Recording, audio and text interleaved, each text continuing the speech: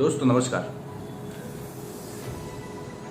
शुरुआत कहाँ से की जाए ये चीज़ हमें सोचनी पड़ती है, क्योंकि 2012 से लेकर 2020 तक भारत में अगर कोई चीज़ बदली है तो वो सिर्फ़ और सिर्फ विक्टिम का चेहरा है, बाकी कुछ भी नहीं बदला। अगर आप हिंदू मुसलमान और बीजेपी कांग्रेस करते रहेंगे तो ये चीज़ कभी नहीं समझ पाएंगे कि ये समाज इन सभी चीज़ों के लिए कितना जिम्मेदार है। आपको ध्यान होना चाहिए कि जो लोग केरल के एक हथनी की मौत पे दिन रात छाती पीट पीट के चिल्ला रहे थे, वो आज चुप हैं। उनको ये कुछ नज़र ही नहीं आ रहा है कि उत्तर प्रदेश के हाथरस में क्या हुआ है, और न केवल उत्तर प्रदेश के हाथरस में हुआ है, इस देश में पर दिन एक दिन में 90 बलात्कार किए जाते हैं। आपकी नींद अब उड़ी है क्योंकि ये मामला पूरा मीडिया में आया है। 15 दिन बाद आप वापस भूल जाएंगे और ये सिलसिला ऐसे ही चलता रहेगा। केरल में हथनी की मौत पे छाती पीट पीट के रोने वाले इस वक्त खामोश हैं, क्योंकि मुखिया ही उनका है। 14 सितंबर 2020 की वारदात है। उत्तर प्रदेश के हाथरस में पीड़िता अपने भाई के साथ खेत में चारा काटने गई थी। 4 लोगों पे गैंगरेप का आरोप लगा है।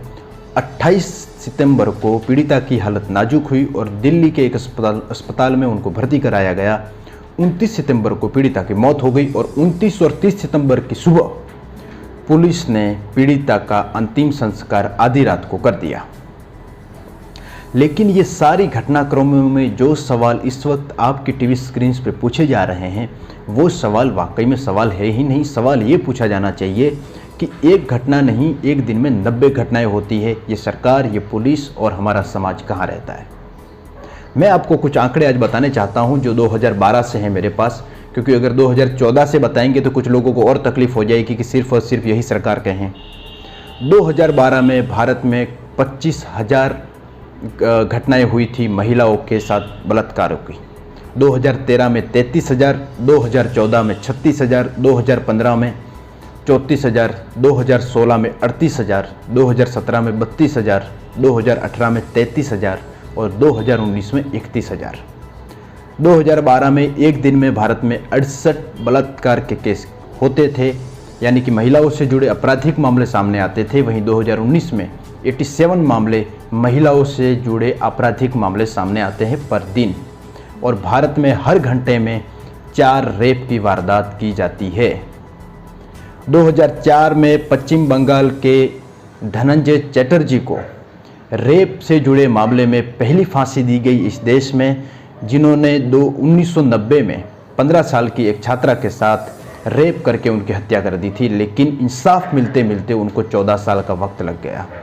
हालांकि दिल्ली की निर्भया का केस में जो लोग इसमें आरोपी थे उनको 7 या 8 साल में फांसी के फंदे पे लटका दिया गया, लेकिन वो भी प्रक्रिया बहुत लंबी चली, यानी कि 8 साल तक इंतजार करना पड़ा निर्भया के माता पिता को।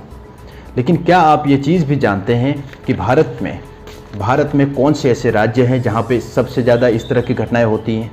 नेशनल क्राइम रिकॉर्ड ब्यूरो के मुताबिक 2004 से लेकर 2013 के बीच 1303 लोगों को फांसी की सज़ा मिली है, लेकिन केवल 3 लोगों को ही फांसी हुई है।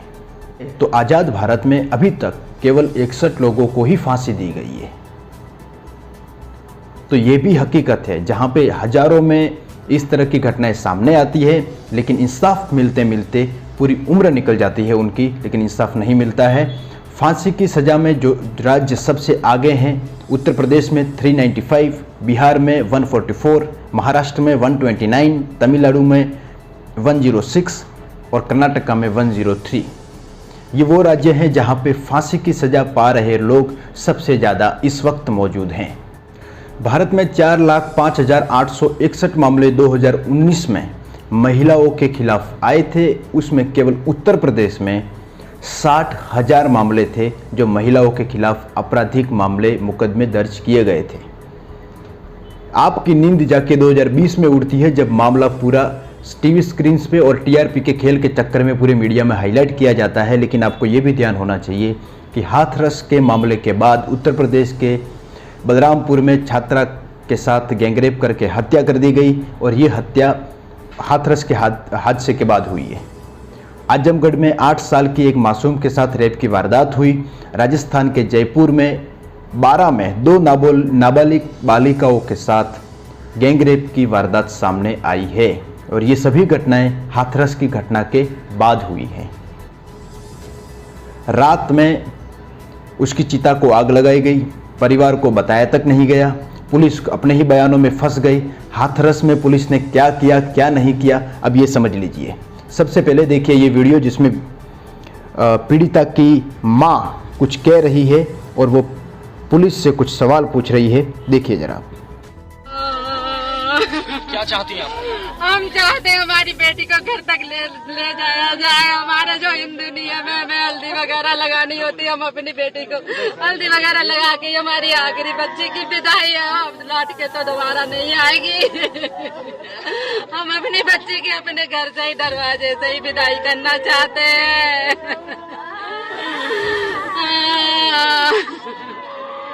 क्या इससे भी विचित्र कुछ हो सकता है कि मौत के बाद भी उस गुड़िया को इंसाफ नहीं मिला है? जब ये रात में चिता को पुलिस वाले आग लगा रहे थे, जब कुछ रिपोर्टर पुलिस से लगातार सवाल पूछ रहे थे और उसमें एक सवाल ये भी पूछा जा रहा था जो आपकी स्क्रीन पे इस वक्त। थर्ड क्लास का एक पुलिस ऑफिसर हूँ, जल क्या रहा है आपके सामने? थर्ड स्केल का पुलिस ऑफिसर हूँ, मुझे बोलने का अधिकार नहीं हिंदुस्तान आप में। लोग खड़े, किसी को तो पता होगा मैं क्या है कोतवाल ये? हो सकता हूँ पर बोल नहीं सकता हूँ मैं। अच्छा कोई तो बता दे सर, हमको जरा बता दीजिए। जो बोल सकता है वो बोले। नहीं कौन, ये क्या चल रहा है इतना बस बता दीजिए सर, बस इतना सा मुझे बता दीजिए। मैं क्राइम में अभी आप बोल रहे थे ना कि कुछ और चल रहा है। मुझे आई डोंट नो। नहीं अभी मैं बाहर से हूँ। नहीं अभी आपने मुझे बोला कि नहीं बॉडी नहीं है। क्या है सर, बॉडी है कि नहीं है? मेरी ड्यूटी यहाँ पर है आप लोगों को इस बताने के लिए कि आप लोग। और जब ये पूरा मामला मीडिया में आया तब जाके हाथरस पुलिस की तरफ से क्या कहा गया वो मैं आपको पढ़ के सुनाना चाहता हूँ। हाथरस पुलिस इन असत्य एवं भ्रामक खबर का खंडन करती है, जबकि सच्चाई ये है कि पुलिस एवं प्रशासन की देखरेख में परिजनों द्वारा अपने रीति रिवाज के साथ मृतका के शव का अंतिम संस्कार किया गया। ऐसा किस धर्म में लिखा हुआ है कि आधी रात को आप चिता को आग लगा दीजिए? और अगर ये वास्तविकता है कि परिवार वहां मौजूद था तो फिर ऐसी तस्वीरें हमारे सामने क्यों हैं जो आपकी स्क्रीन पे है इस वक्त? इसमें कहां परिवार दिख रहा है आपको? लेकिन सिर्फ और सिर्फ दबाव बनाने की कोशिश, मामले को दबाने की कोशिश और अपनी जिम्मेदारियों से भागने की कोशिश। तो आशा करेंगे जो चीज़ आपको समझाना चाहता था वो आप समझ गए होंगे, क्योंकि सिर्फ और सिर्फ पुलिस पे ठिकरा फोड़ना, सिर्फ और सिर्फ सरकार से ठिकरा फोड़ना ये कतई न्याय की बात नहीं है। इस समाज को अपनी जिम्मेदारी समझनी पड़ेगी, आपको अपनी सोच बदलनी पड़ेगी, क्योंकि ज़्यादातर इस मामलों में जो दोषी होते हैं वो पीड़िता के परिचय में ही होते हैं। इसलिए इस समाज को अपनी जिम्मेदारी समझ के भारत देश को जो लोग सोने की चिड़िया बनाने की बात करते हैं उन लोगों को कम से कम ये समझ जाना चाहिए कि सबसे पहले इस देश के महिलाओं को और इस देश की बेटियों को आप सुरक्षित कर दीजिए, ये देश सोने की चिड़िया बन ही जाएगा। मैं छोड़ा जाता हूं इस देश के प्रधानमंत्री नरेंद्र मोदी जी के 2017 के एक वीडियो के साथ, जिसमें वो ऐसे मामलों में कठोर कार्यवाही करने की बात करते हैं। नमस्कार।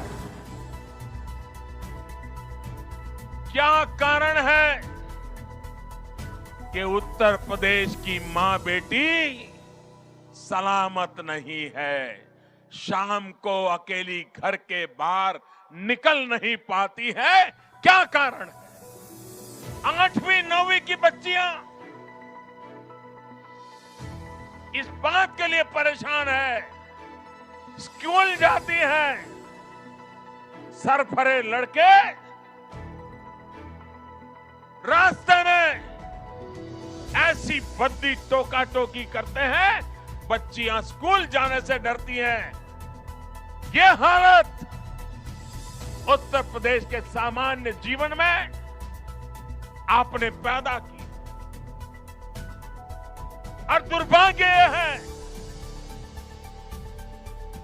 कि सामाजिक बुराई से ज्यादा इस बुराई को आपकी पार्टी के नेताओं ने आश्रय देके रखा है, गुंडाओं को पाल करके रखा है और उसी का कारण है कि उत्तर प्रदेश का ये हाल करके रखा है।